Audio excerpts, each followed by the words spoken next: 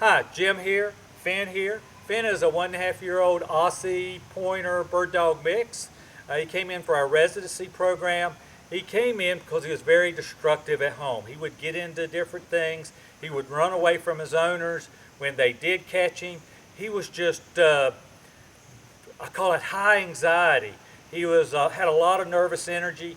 He wasn't sure and he had to be doing something. And unfortunately, the things he were doing was not good in the family. What's the cure for that?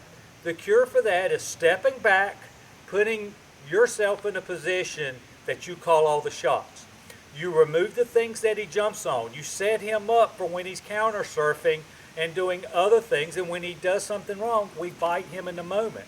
When we do bite, it's important. We're not here to intimidate or dominate. We're here to get his attention, let him know what he did is something that we're not going to tolerate anymore, and then be positive on the back end of things. And we're going to do all of that through obedience. Why? Because when we have a dog that's acting out, teaching him that there is a leader in place is the surest way of teaching him in the moment to do what we ask him to do. When we can have him doing obedience for us in the moment, it's only going to translate to those behavior issues that come throughout the home. Understand, the behavior issues occur when we let our guard down. It's very important that once we start doing this, that we set him up for these behaviors, because if he's done something once, he's going to do it over and over again. We've talked about this in our couple of sessions working together. I did think it was important to note, to tell people that when we get a highly nervous, a little fearful dog like this, we still have to be a strong leader. It's just we never go over the top except with positive emotion. So we're going to start doing obedience. I may have to tap him. I've got cats everywhere around right this minute. But if he gets distracted, I'm going to bite him. That's part of the training so you can see what I do.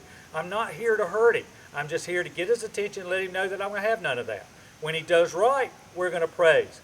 Another thing about Finn here with his nervousness and anxiety, I will and I recommend that you use treats an awful lot in the beginning.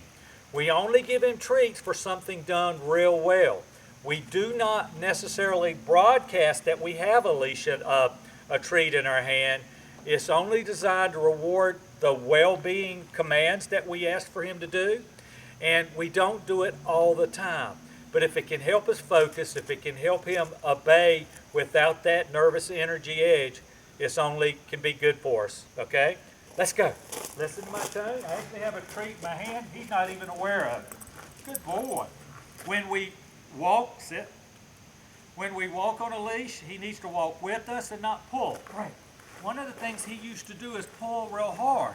When he starts to pull, if he does this with you, he hasn't been doing it with you the last couple of sessions, we tap back the leash. This is a bite that I'm talking about. We're not trying to hurt him, but we're trying to direct him where we need to go. Of course, there's rules with the bites, and we talk about it. It differs a little bit with every dog, but when we bite, there's a reason for that, and it's really tied into my owner's temperaments and the dog's temperaments and drives as well. Let's go. Atta boy. So he's walking with us. Our owners like to jog. That's great. When we've got a high energy, nervous, anxious type dog, it's important that we try to do a lot of exercise too to take that edge off. Okay? Anytime he has an outlet for that nervous energy, it's only going to make him feel better. I think they said they like to take him out once a day. I recommend for the longest time for him to try to do morning and evening for him. I think it will be positive. We're coming into fall. It's not quite as hot, and it'll only be good for him. Let's go. Sit. Good boy. I praise him. When he does what we want, we praise. Remember, we don't always use treats. So the hand signal for sit is like this. When I tell him to sit, he has to hold the sit. If he was to get up right now or even smell the ground, I would tap the leash straight up and tell him, no, sit. After I bid him and he did it, I'd come back and give him a little bit more praise. Not as good as if he did it right the first time, but that praise is a confirming praise. It's a way of letting him know that, yeah, you messed up, but now you're doing what I want. Break. Break is the release command. When we release him, he doesn't have to do anything as long as he doesn't pull on the leash or jump on us or do anything along those lines. Sit. Hand signal for sit. Now we're good boy. The way he's watching like that, we praise. Hand signal for DOWN. Down. Good boy. Down is just like with sit. He has to hold it until we release him, okay? We should be able to put him in a down. I could even go stay, open palm. That means pack your bag's going to be there a while. He can actually smell the ground with the stay, but he has to stay there. This is something I would do every day for the next couple of weeks, that down stay. As I said, he can smell a little bit. He could roll on the side. He could chew a bone in the stay. If I just had him in down, no smelling allowed. He's working for us at that moment in time. Okay? Break. Sit. Good. Let's go. Hear the tone of my voice. He's walking with me. I can go fast. I can slow down. He has to go with me. Notice how he's watching where I'm going. Attaboy. Down. Down can come out of nowhere. We don't have to have him sit to down. My hand signal in front, from in front of him, this is the down command. Good boy. Attaboy. Decided to give him a reward. Break. Why? Because he did what we asked and he was going to do it with the treat or without the treat. So that was very good. When we put a dog in a sit or a down, they have to stay in that command until we release them. Too many times, and in some cases it doesn't matter, I see clients and owners that put their dog in a sit or down, their dog pops up and moves on. That's really no more than just a trick. Sit or down should be a command that they do something until you release them, okay? That could be the difference in a dog getting hurt or hurting somebody. Same with a family member. Let's go. So we have the down from the side, from in front, we have the sit, we have the let's go. The next command, which is going to be very good for him as well, is the place command. All right? And why did I do that? It looked like he was getting ready to smell the ground. The important thing is, if your dog, even dogs that aren't part of this video right now, does something once, they're going to do it over and over again. If it's something you like, put a command to it, and now you got a new trick or a command. If it's something you don't like, you need to figure out how to prevent it the next time. That's all the way dogs are wired. They do things over and over because they're conditioned for it to gratify them. We have to upset that process if it doesn't gratify us, like counter surfing. The dog gets ready to jump on a counter, we set him up, he starts to get up, we tap the leash. We may spray a bottle, bottle with water. There's a number of different things, all depending on that dog's temperament or personality. This guy could use a water bottle on the counter, but quite honestly, I would probably have him dragging a leash and tap the leash and bite him when it happens, okay? Let's go. But the other command is to place. Place is lay down, sit down, stand up. I don't care what he does, but as long as he stays on that bed, he's fine. He does get nervous when people come in. When people initially come in, he needs to be on a leash, okay? So he does it pull, and so he sees that you're strong enough to have control of those people coming in. Those people do not need to make eye contact. They're not entitled to meet him, and he's not entitled to meet the people. Only if you feel like everything can be an improvement by doing it, okay? So when people come in, you can put him in a place by the chair beside you. Put him into place. You make sure you're between whatever item might be scaring him, okay? So if that was the place command and people came in, I would make sure I'm here in between. You notice he's really watching the cats. They're running around. The cool air has got them really excited. So let's go. Sit. Play. Good boy. What a good boy. Attaboy, I'm proud of you. Good. He can do this for a couple hours at a time. Break. And he stays there. If once he's doing place for you, you drop the leash. You want the leash on him in the beginning, but you drop the leash and you go throughout the house. If he gets up, all you have to do is pick up the leash and tap him back. No, no, no, just like this. No, no, no, play. Okay?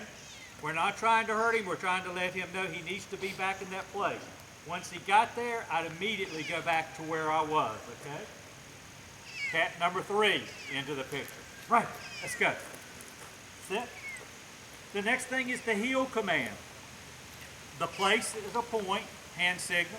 The next is the heel. The heel is nothing more than a modified let's go. I like to say we draw a little box beside us, and he's in that box when we're walking. It's our job to help him stay in that box. So we don't do jump starts and jump stops. We let him focus on us, and when we're turning curves and walking, his job is to stay right here. Okay, when we stop, he sits automatically. Hand signals like this, heel. So we're walking, we stop, he sits. Good boy. Notice how he looked at me? We praise him. Heel. So we can do circles. I can step off. So good boy. See how he turned back in? Come this way. No, yeah, come on. Good boy. See how he tried to speed back up? What happens is when we're doing a figure eight, when we're going this way, he slows down because we're taking the outer edge. But when we're turning this way, he has to speed up to come around into the box. Watch. Heel. Come on, speed up. Good boy. Little slow there. Let's go. Heel. No, heel. So you see the tap? Heel.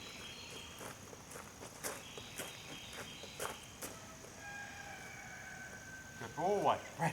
If you can hear in the background, I don't know if you'll hear it, there's a cat over here, one of our older citizens that's just whining and everything, really getting his attention. That's no excuse. He still has to do what we ask him to do. It's so important. We never ever give him a command unless we're prepared to make him do it. If he does it right, we praise him. If he does it, we bite. We're not here again to intimidate or dominate. Let's go.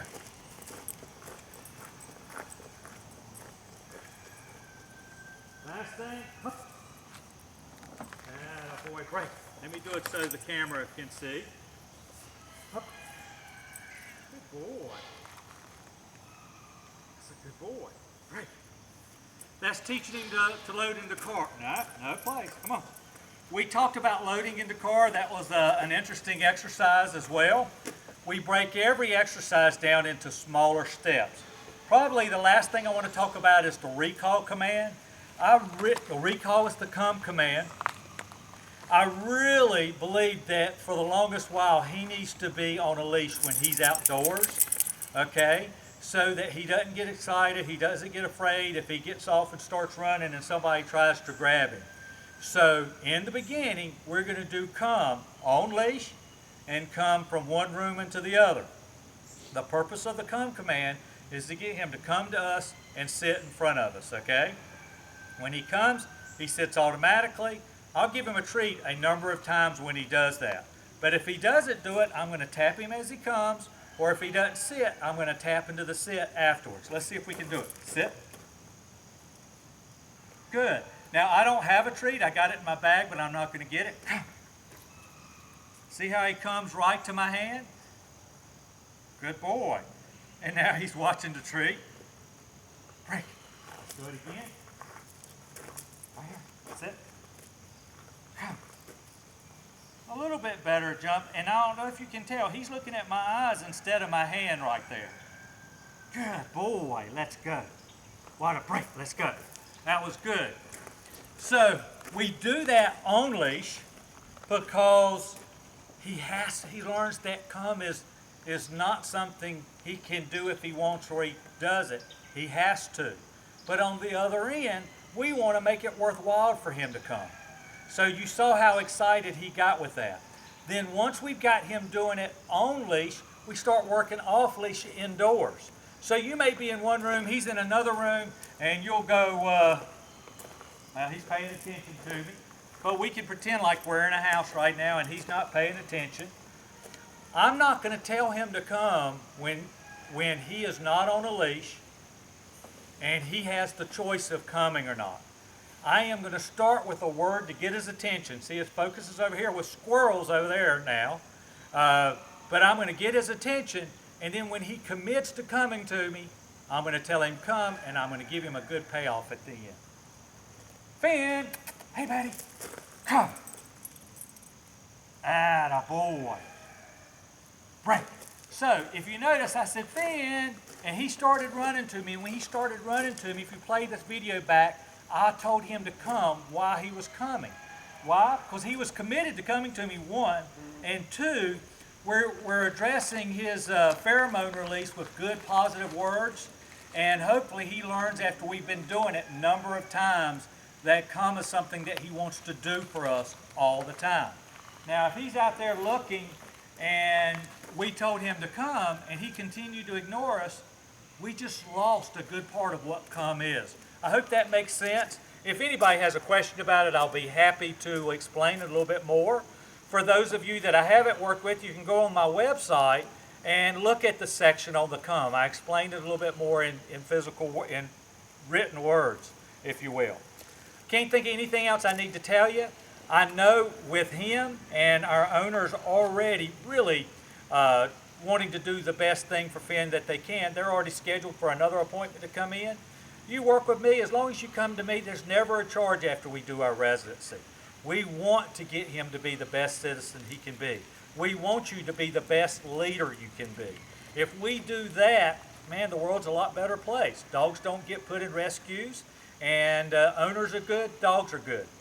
If you need me, my number is 945-3232, area code 336, Jim Hodges Dog Training. On Facebook is facebook.com/Jim Hodges Dog Training. On YouTube is Jim Hodges Dog Training.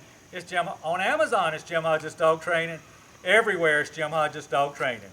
I would love to help you. I think most people would tell you that I care and I want to be a positive influence on your dog's life. Thank you so much, and let me know if I can help. Take care. Great. Good boy.